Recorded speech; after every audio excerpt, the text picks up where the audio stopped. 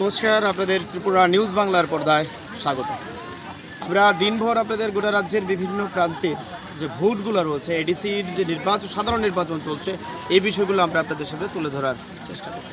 এই মুহূর্তে যে চিত্রটা আপনাদের সামনে তুলে ধরার চেষ্টা করছি, এটা হচ্ছে খোয়াই জেলার যেখানে 12 রামচন্দ্রঘাট যে এডিসির আসন রয়েছে, সেই এডিসি আসন থেকে আমরা আপনাদের কাছে কিছু কিছু বিষয় তুলে ধরার চেষ্টা করছি।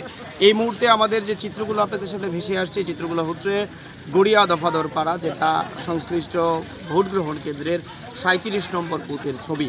এখানটায় আমরা যে খবর নিয়ে দেখেছি, নির্বাচনের সাথে যুক্ত যারা রয়েছেন তারা দাবি করেছেন 4 শতাধিক ভোটার এখানে রয়েছে এবং সকাল থেকেই, অর্থাৎ ভোট শুরু হওয়ার অনেক আগে থেকেই সাধারণ মানুষ এখানে লাইন দিয়ে দাঁড়িয়ে রয়েছেন এবং পরবর্তী সময়ে আপাতত এখনও পর্যন্ত যা খবর, প্রায় 1.5 শতাধিক ভোটার ভোট দিয়ে দিয়েছেন এবং লাইনে, আমি যদি ভুল না করি, প্রায় আরও 100 থেকে 150 মতো ভোটার রয়েছে, নবীন প্রবীণ প্রজন্মের ভোটাররা রয়েছে।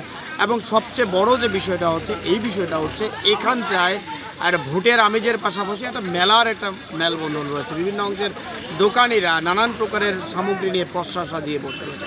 অর্থাৎ প্রকৃত অর্থে গণতান্ত্রিক এই পরিবেশকে মেলায় রূপান্তরিত করা হয়েছে এই ভোট গ্রহণ কেন্দ্রে 12 রামচন্দ্র ঘাটের।